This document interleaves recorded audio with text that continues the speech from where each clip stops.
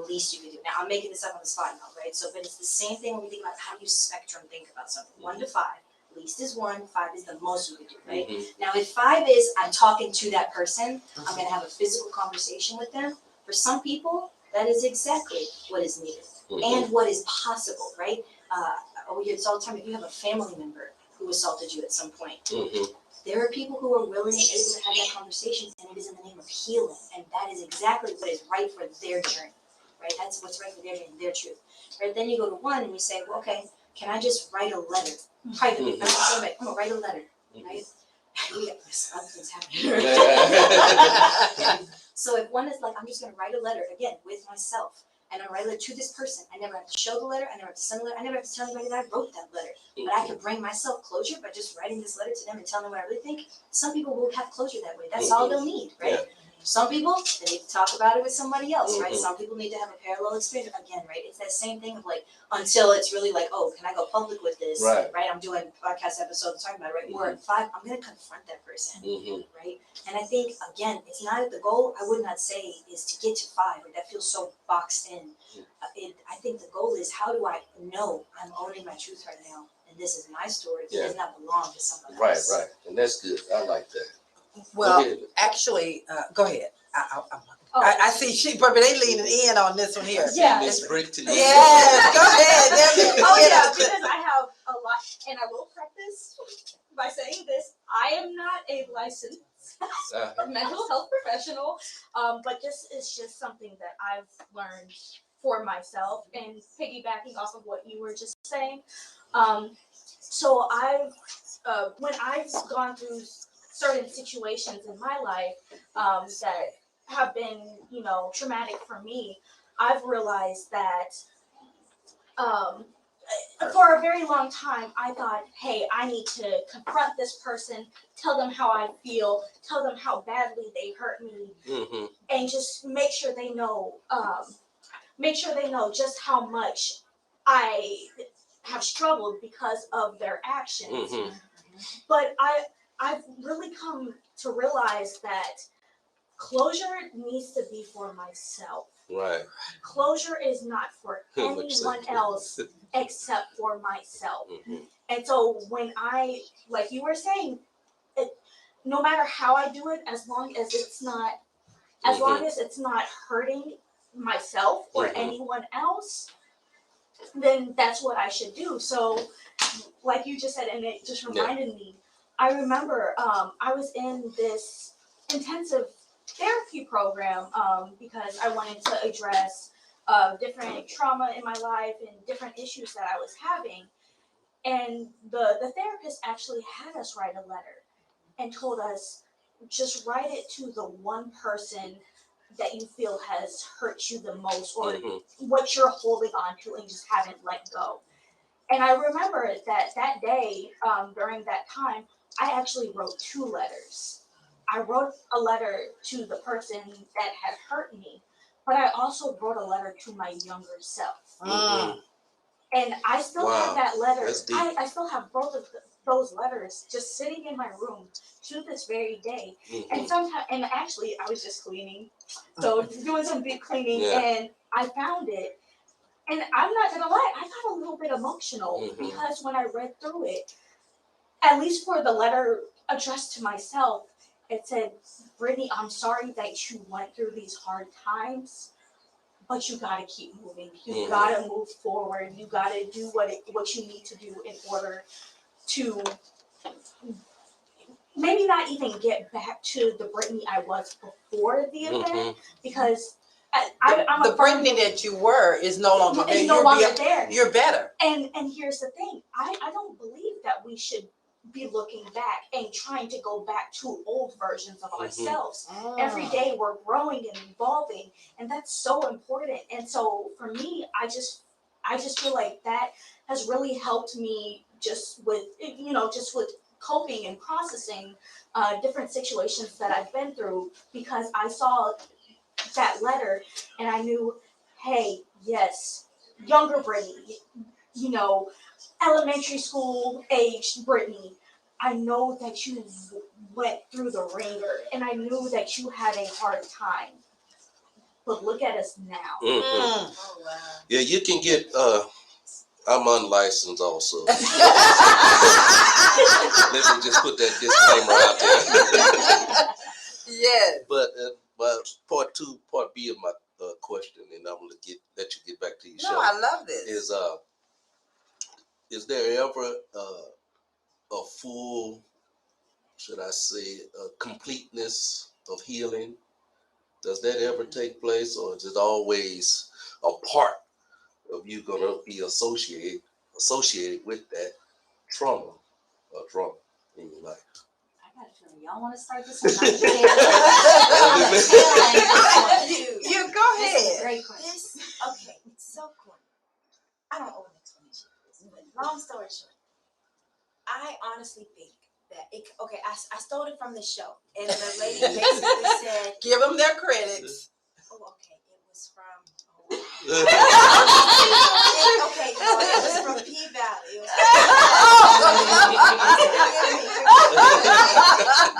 But the lady said on the show that it doesn't get better; it just changes. And I don't want to say that to discourage you, but what I want to say to encourage you is you change, and when you change, you grow, and with that growth, you get strength. You know, just like the oak tree. An oak tree starts off as a seed. But over time, it grows into this enormous, gigantic tree, almost as big as a building. And you can do the same thing with your mind. Okay, That makes sense. that make a whole lot of sense. Wow. Okay. Wow. Brother Carr, those were some excellent questions, but I want go ahead. I mean, your body's like, I don't even think I can speak. She leading in. Go ahead.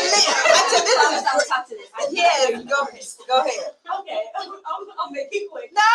We got this. So, for me, the answer to that is healing is a process and it is a journey. Mhm. And something that I've had to come to the conclusion, like I've had to come to the realization to myself, and this was only recently, was there can be obstacles all along that journey. Mhm. So when you expect, let's take like a marathon, for example, when you're going through and you're running like a relay or something. I'm not an athlete, so That's okay. But what I'm saying is, a lot of the times when we start on our healing journeys, we expect smooth sailing, and we don't expect any obstacles or anything like that. And I have realized that healing in itself, and I'm not discouraging anybody from doing it, but I know for me, it's also been not necessarily traumatic, but it's been painful. Yes. It's been very painful because you're bringing up things that you've been through. You're bringing up memories. You're bringing up struggles you're going through in the very moment. Because those things don't go away in your mind. They don't go away. Right. But the important thing is you don't have to be defined by it. Come on. I finally got to that point where I'm thinking of a specific situation that happened in my life. When I went through that traumatic experience, I really struggled after it, typical trauma response, wasn't sleeping, wasn't eating, nightmares, just the whole shebang. But then over time, because, I would pick at it little by little by little by little, and because I didn't want to just dive into it too quickly, because I didn't want to re-trigger myself, so I took it very slowly. Now it doesn't have the same hold, because I used to explain it to people when you've been through traumatic experiences, for a lot of people, it's almost like there's a movie. Yes. Replaying in your mind. Yes. And I have dealt with that for a very long time, and at first, shortly after, the situation happened, it almost felt like a 4D experience where, I'm getting whiplashed, because it feels so real, even though that happened in the past. Right. It's just like you were constantly reliving it, and there were things that would trigger it. Yes. And then when it was triggered, you went back to that very same place. So you're either going to react a certain way. And people are like, what what's Yeah. going on? Yeah. It can be someone say, a movie you watching on It can be a television. smell. It could be a smell. It can be Yeah. a sound. yes. It is literally, and those types of triggers are so unique to each person Yes. that goes through traumatic experiences. Mhm. And so I realized if I saw someone who looked like the person, Right. I used to break out into a sweat and I would run across, and I would Yeah. run away. I would just turn and just Oh my break down and God. cry. Oh my God. And I had to realize though, I was talking to my therapist actually the past few weeks recently about this, and I was like, it's not a 4D movie anymore. Right. Like I'll get little short clips every Mhm. here and here and there, Yeah. but it was a process to get to that Yeah. point. And if So I if you could can add, get to part 3 or 4 in your, what do you call it? 3, 4? Oh, and the continuum and the leaning in continuum. Yes. If you get there, you halfway doing pretty good with the trauma that but took you place in your are, life. you're doing okay, but you can still have triggers. Mhm. So that's the thing that, if you don't mind, Yeah, that's no, the yeah. thing that a lot of people think once you get to this certain point, Yeah. you're talking about it, you're living through it, Mhm. that you should be okay. Right. But there is still triggers. Right. It's- Right. And the triggers Still are going to be moments, there. yeah. So it's how you deal with it. You've either grown to a point to recognize that that's a trigger. Mhm. And so now I process it a little different. Or sometimes it just hits you, and please jump in, out of nowhere, and you can go right back to out of control. Yes. So it's a process. And so hopefully you can pull back and remember some of the tools and the Yeah. things you learned. And so go ahead, jump in. Mhm. So post-traumatic growth is what we're talking Oh about. my Post-traumatic God, I growth love is that. possible. Put that one down. That's a trigger. Head to Google, Post-traumatic. look up some fun, right? Come on, break that down. Post-traumatic growth is possible, right? If you are willing to lean in, it is possible. And when people talk about, resilience and being a resilient person, to be resilient is to say that you're not going to come back up, right? And rise up again. That is what Mhm. resilience Right. is. And resilience comes from being knocked down. Let's be clear about that. It comes from struggle. It comes from pain. But post-traumatic growth, after the trauma has occurred, is possible if you lean in. It is literally like you transform into something that is capable of handling more. I got a metaphor for this. Get it. I want to offer it because I think it is one of the clearest metaphors Come that we on can now. offer for And trauma. we get this for free, period. huh? Yes. Isn't that nice? So here it is. So Peter Levine originally came up with the metaphor, and I have amplified it. So when you think about life, anybody coming as a baby, right? Everybody gets their own river. That's what I want you to know. You get a river. It's all your river. Right? You get a river of life, and it's yours. And if nothing bad ever happened to you, you just be cruising along in your boat, all the way to the left of the river, all the way to the right of the river, like 100% of the river. You could experience all of it, right? But the reality is, we are human. We live on Earth, right? Mhm. And we're gonna have struggles. When you hit little T trauma, right? Things that are problems, right? It's like rapids in your river, right? It is rough. It is rough for a certain amount of time, right? And then your boat gets out of the rapids, right? That time passes. When you have big T trauma, something that sits in your body, it's gonna come back. That goes, right? It's like a vortex in the river. And so what ends up happening is, if we know the vortex is right, it's swirling in everything around that, right? So instead of 100% of your river now, if that vortex is taking up 70% of your river, you only feel safe 30% of your existence. Wow. 30%, right? Wow. And if you never lean in, you're only going to be safe feeling 30% of the rest of your life. And you never lean in on that, right? Wow. Now, Woo! this is the impact of that, right? When we talk about the only way out is through, that statement is so powerful. Yes. I'm not even crying up. The only way out is through. You take it at your own pace. Did y'all hear that? The only way out is through. Okay? But you can't go put it at your aside. own You can't- pace. Yes, you can't put it under the card, right? You can do these things. Don't get me wrong. You can do these things. I've done these things, right? You can do these things. But if you lean in at your own pace, it is your journey. Own your truth of what you need. If 30% is all you feel you need from life, far be it from me to tell you that you need to lean in. Right. But I wanted to lean in. Right? I want my clients to lean in. I want you to be able to lean in and do it in your own way. Mhm. Right? But every time you lean into that vortex 1 or 2%, And you feel the scary, and then you come back to where it's safe. So be clear about that. You come back to where it's safe, and now you're like, oh snap, I got 32%. Yes. 2%, right? Yes. Let me go a little bit further, and I got 35%, right? And you slowly do that until what it's called is your window of tolerance increases. What you can experience in life increases because you've done the work to help make sure you're safe again. That you feel experiencing the world like it's safe again. Nina, you are sharp. You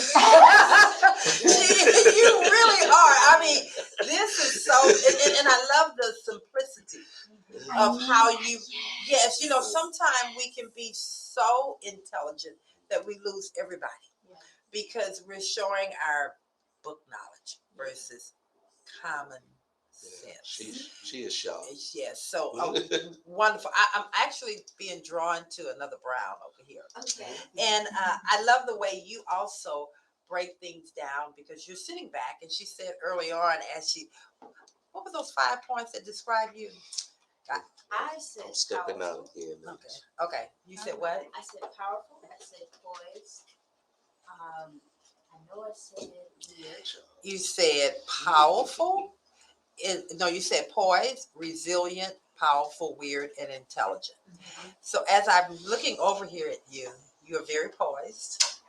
And I see you really, really thinking about everything that you're hearing here. And you're taking it all in. And your words are so powerful when you speak. I just want you, if you could, share with us what you're getting out of this conversation so far. I'm getting human interaction, honestly. Oh my God. Just real human interaction. And it's really like I could be as like you said, we can be as intelligent as we want to, but as much as I would love to showcase that, it's not about me. And there's somebody out here who may need to hear this. I may need to hear this. So you have 2 ears and 1 mouth for a reason. That's why I like to be a fly on the wall. I like to learn. I'm okay with not knowing everything, and that's why I call myself intelligent, because you don't have to know everything. That's what makes you intelligent. Yes. You know, and just the fact that, and the reason I went to you is because you're doing what we have to do more of. Just sit back and listen. Don't feel like you have to always say something. Just because it goes solid doesn't mean you need to say something. You know, so I just wanted to bring that to the attention of the listeners. So, wow, the power, mind over matter. Power, mind over matter. We are actually peeling that onion back. We are having some deep conversation. And this therapist we have in here, whoo, I tell you, we have officials and unofficial therapists that are just powerful. I'm going to go back to my question again. And I know that we were going to play a quick commercial, but thank you, Kelsey, because I needed to go and take care of something real quick. So thank you for giving us that no song. problem. Perfect song. Perfect song. Right away. All righty. So the question again was, y'all remember it, ladies? No. Why is it important to motivate yourself constantly? I'm going to turn to the therapist on that. Why is it important? What I'm about to say might be controversial. That's okay. Come on with it. First, I would say, look at motivation as a skill, right? You're not born with it, right? Your family may not give it to you, right? It may not be a card in the deck that they have to offer you, but you sure can learn how to practice motivation as a skill. Now, what some other people are going to say, but I don't feel motivated. I feel that motivation is a feeling, right? And this is a genuine problem, because if you don't feel motivated, if you're struggling, if you're in an episode, right, depressive episode, anxious, right, motivation is really hard to come by, Right. So what I would then say is, when motivation fails, this is where discipline prevails. This is where you have to have a routine. This is where you have to know what works for you, right? You gotta own your truth. What works for you may not work for the other person, so you gotta try a lot of stuff. I loved it earlier. Brittany was talking about, you gotta diversify your skills. You gotta know what you need at certain moments, because sometimes it's not gonna work, which is why you need to fall back on some other things. So that's what I would say about, practice it almost as if it were a skill. Like, I'm gonna be motivated about this. I'm gonna practice motivation on this. When not, when motivation fails, discipline must prevail. Oh, wow. I like that. Anybody else want a piece of that? Oh, I think she said it all. What you? I was gonna. Oh, I know. Well, no, I absolutely agree, and that was actually the thing that was on my mind is because, just speaking for myself, I know when I'm struggling mentally, motivation is the first thing to go fly right out the window. Yes. I don't have motivation. But if I've gotten myself on to like a strict routine, or even if I want to switch things up a little bit and do things differently so it doesn't become, boring and like boring, that's okay too. But I've realized that, uh, in terms of what like I do to like stay motivated and disciplined and all of that, number one, I keep my goals, like in mind and everything. But what I also remember is, this journey called life, it's not supposed to be comfortable. And when you're comfortable, you're stuck. You are stuck. And that is something that I'm currently working on, because I've realized, like, okay, I'm comfortable where I am, but when you're comfortable, you become content with not moving forward. Well, and is that I talk to the therapist on that. Is that a part of them being fearful to move, or do you think that sometimes people stay stuck or content because they don't want to either deal with something, or they're comfortable and they're content because to really deal with that means that they have to start peeling that onion back and figuring out what's. You want to go there? Yeah, I do. Go. I do. So this one is multi-layered, as with most of these things, right? But this one in particular feels multi-layered. Yes. Because when I think about, again, sort of like what freedom is, I would say, right? What is content to one person may not be, right? May not feel content to another person. And I also think, and this line comes with, we can do a whole episode on this next line. I think to be able to explore your feelings is a privilege that not everyone is afforded. Sometimes right, and I don't know who's listening, right? And there may be times and there may be people who genuinely do not have the time, the resources, the energy to peel back the onion. And how do I still honor that that's their journey and they do not have that privilege that I definitely have had. Yeah. Right? And how do I honor that? And that can be hard, especially if you're growth oriented, like value. So when you say privilege, I guess I gotta ask that. Absolutely. I gotta push That's back why on I was that. like, So you because- saying privilege? If we could you explain that, because Absolutely. I'm over here like, what do you mean you don't have that privilege to peel? Oh, go ahead. So imagine, I'm gonna take you way back into my early therapy journey. Okay. When I was in graduate school, and I think about I was in New York, and I was riding the subway, and I think about the guy who came in and comes in, runs around the train, lays on the floor, right? Does he have the privilege, the ability, the capability, the support, right? Because when we think about privilege, it's not just you have the family as a support, that's privilege. Right. You have family to support you, right? Mm-hmm. You have finances to support you. Is there a system set up in your city that supports your mental health and wellness? All of these are privileges that in certain places, I'm gonna speak to the US, we have. Some places we don't. The infrastructure is not there to support it. But if we're in the United States, and I guess I want to take, when I hear privilege, Yes. because the privilege to deal with it or just kind of get out of this stuck place, could it just start with the individual? I'm always gonna say it starts with the individual. Okay, so does that necessarily mean that I have to go and, I don't know, seeking someone out helps, but doesn't it start with you to grow? Does it start with you to speak? Does it start with you to breathe? Does it start with you to say, I want to see something different? Like she said, I just can't keep doing this. I want more. Yep. So doesn't it start with you? I think, can you imagine being in a position where you don't even have the space to think that? Okay, Because that's you good. I have like multiple that. jobs or children, Mhm. and you're running in between houses. Maybe you don't have a partner.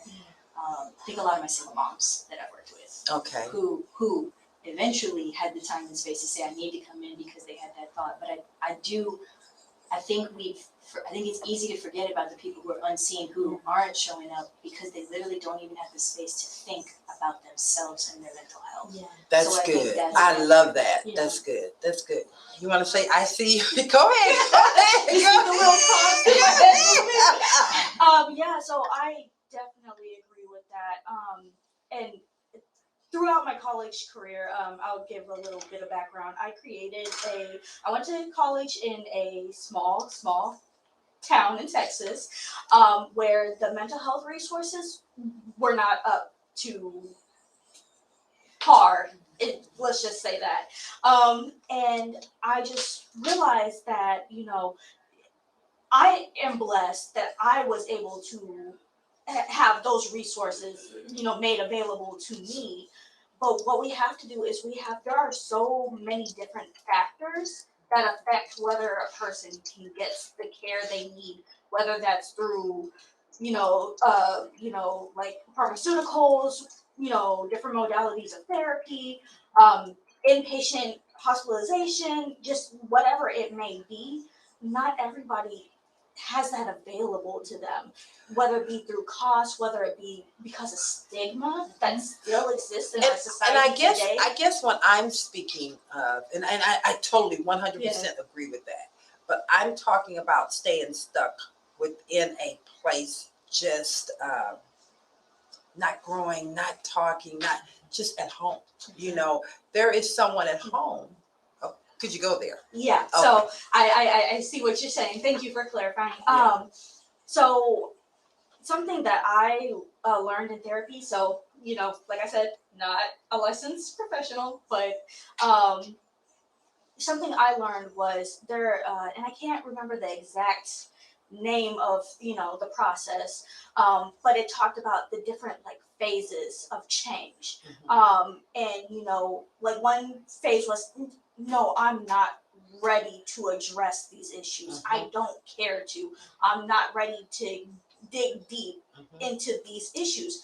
And at that point, you have to respect that they're not ready. They're not ready to get to that level, to be, because what a lot of people don't realize is like you do have to to really dig deep, you have to be vulnerable. Yes. And a lot of people are afraid of being vulnerable and just being open about what they're dealing with, whether it's pride, whether it's just you just don't want people in your business, and that's okay. And I needed to hear you say that, because that's exactly where I was going with my statement, my question, because they're just not ready. They're just not They don't want someone in that space for whatever reason. I think back to my trauma. I wasn't ready to talk or even let anyone in until I was ready. I could sit in a room with a bunch of people and still be outside of the room. Feeling out of place, like, why am I here? And no one recognized that I was not present in that room. So it's not until you are ready. And let's talk about that piece of depression. When you're in a room and you feel alone. Dissociation. Yeah, I don't know how familiar with dissociation is. It's actually a natural human response. It is designed, of course, to keep you healthy and keep you protected. What it does is it disconnects you from the present moment, right?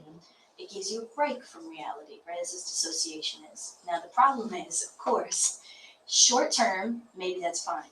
In too many short-term moments, it's not fine. If it stays long-term, some people struggle with long-term dissociation. I am one of those people who is constantly having to use my skills to be present, to be present, to be present. I have a long trauma history that goes way back before what I've shared on this show. And so it's a real thing, but it is a part of the human experience. You can disrupt it. You have to disrupt the dissociation and know, like, what's my dissociation protocol, right? Like, what's my trigger protocol? What's my what are the skills that work for you? And what would you recommend? Give it to us. I mean, I think the most common, if I could say it that way, like the most common resource that any therapist is going to say is you need some grounding techniques and some centering techniques. Right? Okay. So this is like, let's say in this moment, I'm starting to dissociate, and it could be for anything, like I'm hungry, right? And I'm dissociating because I'm like, my mind's like, my body's like, let's go eat something, right? Mhm. And so I'm like, no, I gotta be here. This is important. This is my test. This is my interview. This is my whatever the case is, right? And so what I would invite is you have to feel your body. Yes, you have to feel what is happening present in the moment. So one of the most common exercises is to use like a 5-3-1 or a 5-4-3-2-1. I love people not knowing that. Yeah, I know that word, right? And it's your senses, right? So if in this, I'm gonna do a 5-3-1, right? Let's say I'm in this moment of dissociation. I'm like, you know what? I gotta ground right now. So I would actually pat down my arms and I'll rub them down and I will shake my arms. It gets the blood flowing. It physically brings you into the moment. I would even like pat the table, like do something that brings you in the moment. And then I'll take a breath. And I'll exhale it out. And I will really feel my body breathing in that moment, right? There's nothing superfluous here. There's nothing extra here. This is intentional stuff that I'm doing here. And then I will say, okay, 5 things that I can see, right? And I'm gonna describe it to myself. I see that beautiful blue background. I see the white speckled stars on that purple, right? 5 things that I can describe. I'm gonna take a breath in. 3 things that I can hear right now. In this moment, I got headphones on, so I can't really hear much, right? Yes. But 3 things that I can hear, and I'm gonna describe to myself, right? I'm gonna take that breath in again. And I'm bringing myself back to myself, and I'm patting my chest right now. Y'all can't see. Mhm. And then I read maybe one thing I can taste, or one thing I can smell, right? Again, it's sensory driven to bring you into the present moment. If you have food, a lot of people can do this. If you have a sense, a lot of people do this. A lot to look around, but it's all about how do I bring myself into the present. I will have one more sort of metaphor image that I will offer people is, especially if mental health concerns or something, it's almost like an unraveling is what it can feel like. And so what I will say is when you're breathing in, ravel it back in. Imagine that it is raveling. I actually will physically do it with my hands sometimes. Like I am rolling something back and raveling it in, taking that breath in and imagining that it is coming back to my center. Now I feel all of this as I'm doing it. That's what we want. You're dissociated, when I'm saying disconnect, you say, no, I'm going to connect. I'm framing the opposite. You gotta do the opposite. I actually really love that, and I'm glad that you're actually giving those tools, because a lot of times you don't. I never knew about those tools, and if you've never entered into therapy, some type of therapy, you would know those simple things like that. Just a touch, just breathing. Those things right there would help. Wow. All I can say is this conversation is deep. Go ahead. I'm sorry. Can I add on to that? It's Yes. kind of like a question / comment. Well, anyways, I've seen this with a lot of women in particular when they're in a situation where they're either uncomfortable, they're experiencing some form of anxiety, or they're just really, really upset. You'll see people, they start to tap, or they'll shake their leg and they're tapping their leg, or or someone, for instance, with a temper and they're tapping their leg and you're having a conversation with them and they're just like, oh no, I'm okay. Yeah. I'm good. And you clearly see that they're not. Right. Right. So is that, would you say, I got you, I'm ready. is that like an unconscious way of them trying to reassociate themselves with their disassociation? Okay, you ready for this? Yes. Okay. Yes. My line for you is this. Emotion is energy that must be expressed. If you do not express it, it will express you. It must be funneled. Ooh. Okay? So when we talk about power and taking power, right?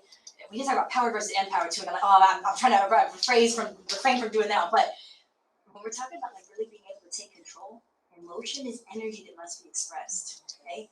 If you do not express it, it will express you. That's its job, is to make sure you're safe. And if you're not giving it a funnel for expression, it's like an alarm that says, oh, you don't see me? Oh, you don't hear me? Let me make sure you hear me now. Wow. That's what it's doing. So again, like, I love when we can just break it down. I'm geeking out over here, y'all. That's Because, okay. Like, No, I all love the emotions Yes. are like, all of your emotions are that way.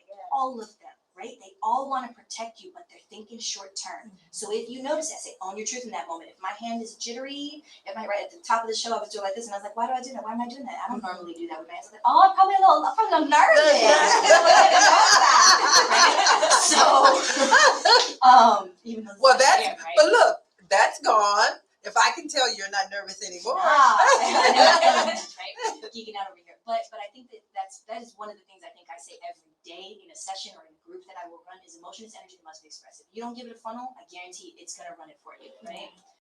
So for people who've had this happening for years, their emotions have been. If you grew up in a family that taught you your emotions should run you, we're talking about really disrupting a conditioned emotional pattern. It's possible. It is 100% possible if you can just start to see it coming from a mile away. We could do a whole episode on just this. Well, I actually like where you're going with that, because you said if you grow up in a household or in a family that emotions, whether I want to say dysfunctional emotions, out of control emotions. When I get upset, it's okay for me to express my anger.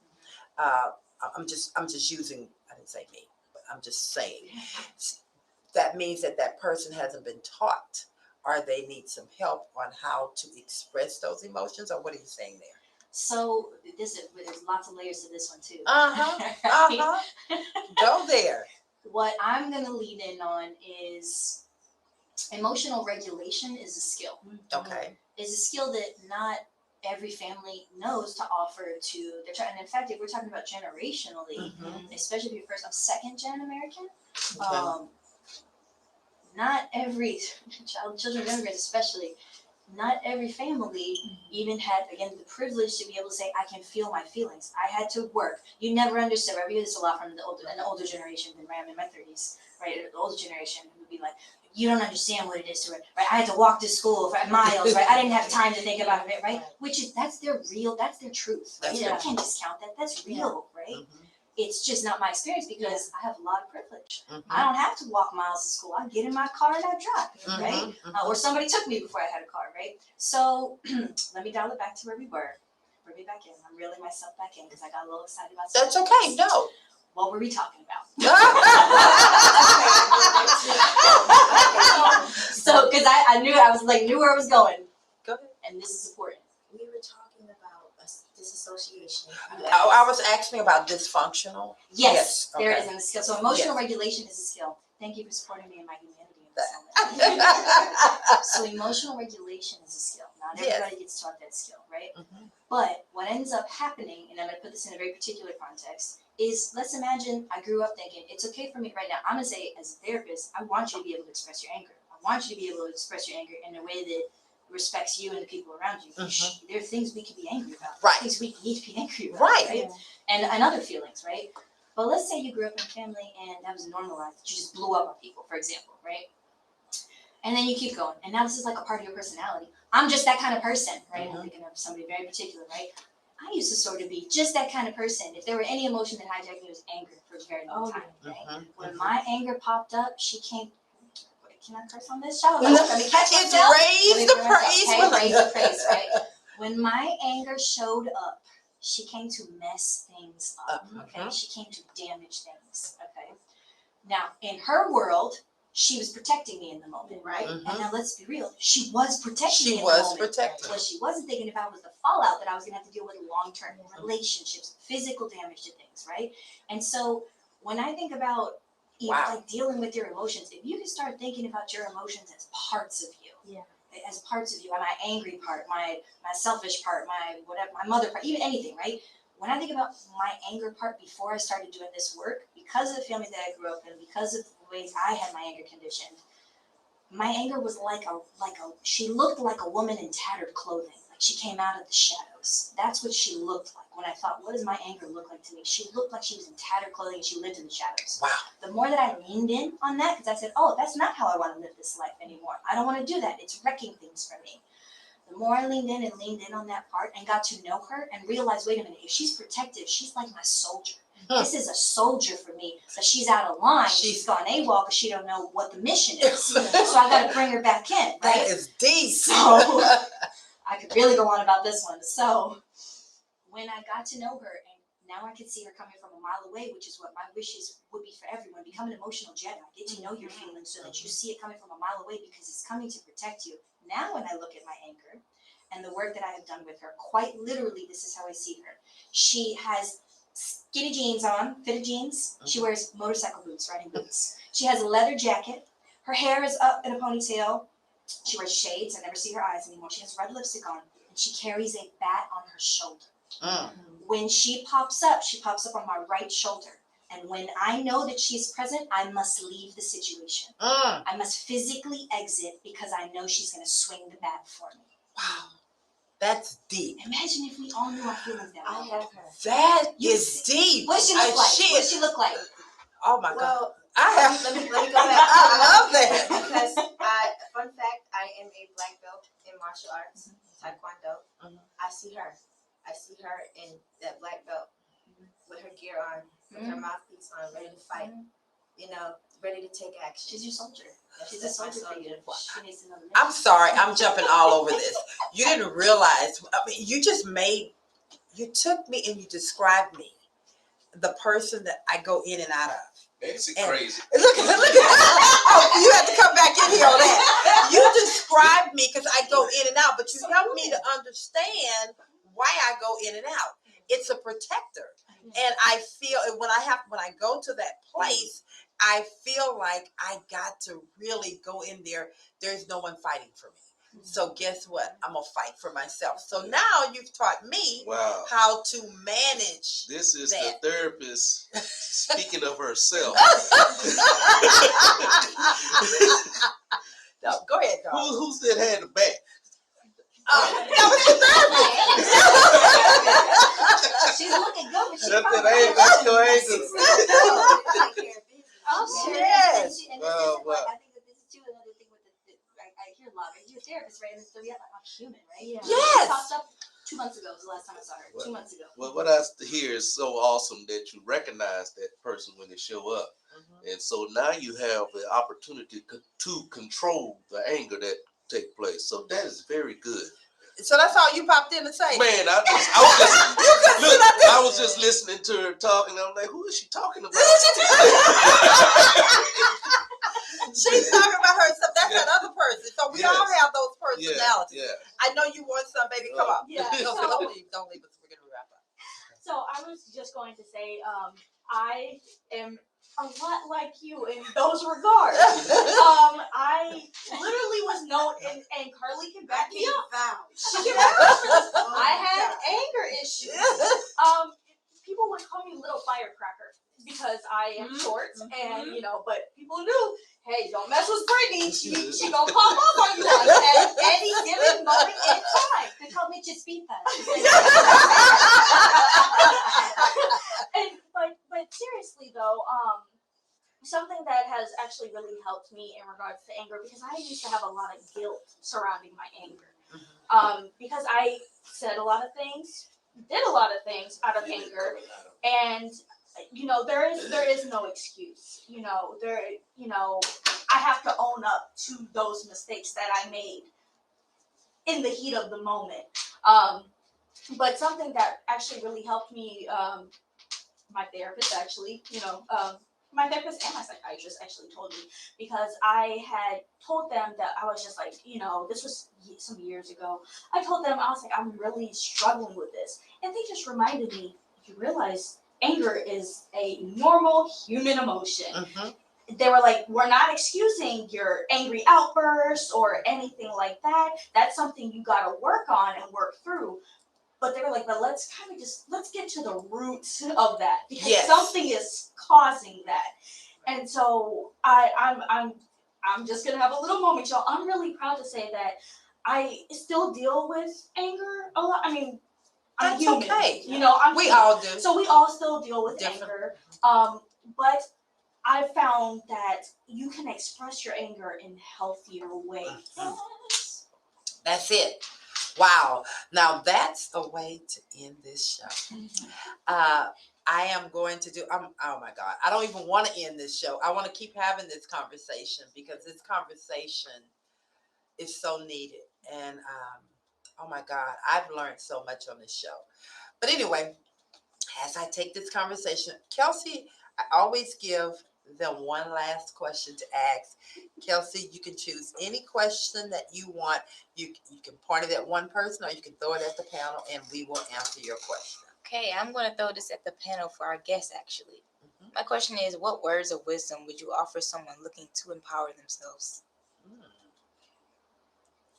I guess I can go first. I'm sorry. Okay, good. I don't want to. Okay. Like I said before, to empower yourself, self-development. If we go back to that question we asked beforehand, when we said, when we asked, what were some of the lowest points? I feel like I don't have a lowest point in life. There's going to be ups and downs. There's low points. And when I catch myself in those low points, the first thing I do is I seek accountability. I hold myself accountable to, because like they said, your life is a reflection of your thoughts, and a lot of us refuse to believe that, but it's true, because thoughts turns into beliefs, beliefs turns into actions. Come on now. Actions turns into results. These are not my words, these are from my mentor.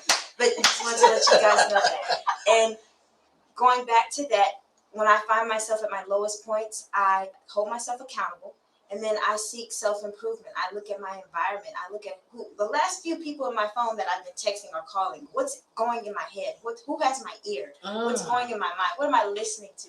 I start there, and then I work my way from that. Sometimes I do listen to, I'm 24, come on now. Yeah. I listen to all kinds of music. My That's favorite good. artists are Young Dolph, Key Glock, we can go on. But I know, I'm sorry, this is a praise and worship session. No, and this is the Love and Victory Show with Val. But my point is, sometimes I'll stop and say, okay, this is enough. My thoughts are bad. I need to go to, let's turn on. Sometimes I listen to Grant Cardone. I'll listen to Ed Milet. I listen to some of my mentors. I'll plug into some of their old seminars. Let's plug into something that's making you feel good about yourself. Or read. I read a lot of books. That's what helped me, communicate with others and embrace what others are telling me. Like you said, I don't really say much. I don't, because people don't really care about what you know. They care about how much you care. And people, when you show them that you care, but you care by listening. But I learned all of that by way of reading books. So my advice to you out there is, if you're going through something, one way that can help is seek some form of self-improvement. Because if you're not self-developing, you're self-destructing. There's one or the other. You can't be on the fence. Oh, That's what I got for you. wow. When I tell you that was a mouthful there, that was powerful. Okay, and you? Okay, so for my piece of advice, just my little nugget, I would say is, don't shrink yourself. Be the person that you were meant to be. I think a lot of us, or I should only speak for myself, a lot of the times we go through life just settling because we don't want to, shatter glass ceilings, or, we don't want to offend. And of course, that's important, but at the same time, it's just, don't shrink yourself, because you have so much to offer this world. And I'm talking to every listener out there. God made us all for a purpose, and you just have so much to offer to the entire world. So be the person that you were always meant to be. Wow. And you? If there's anything I can after these beautiful words, I think one of the themes for me that has come up several times in the last 2 hours that we've been together is accountability. And how do you, I think my question would be, right, if you think, what tool can I take in this moment to empower myself? How do I own my truth without oppressing myself, without oppressing other people? What is the truth? And when we think about that, how do I own my truth? Just to double back on what Brittany said, without minimizing myself, without misrepresenting myself, and without rejecting myself. What is the truth, and how do I own it? Okay, I told you guys this was going to be candid conversation. Power, mind over matter. I think we pressed right on through mind over matter, and we had power. We got the power, and we used the power for something good. I am going to quickly end this show as we go around the room, and I would ask you guys to just say your name. Say something really quick that you want to leave. I think you guys left them with the word, but just say your words or your experience on the Love and Victory Show. And we're going to end this show, and the last voice you hear will be mine. I will start with you. My name is Carmen Brown, and I just want to say thank you for having me on the show. I've learned so much, and like I said, it's just from listening. If I could leave you guys with something, it's love yourself. Love yourself. Wow. And be aware of your thoughts. Pay attention to what you're saying to yourself. Deep. Hi, my name is Brittany Malone, and like Carly was saying, the one thing that I really gained and just want everyone else to get from this show, from today, is that we all have power within us. Every single last one of us have power, and it's up to us to dig down deep and to find that and make our voices, let our voices be heard. So, like I was saying earlier, don't shrink yourself for anything or anyone.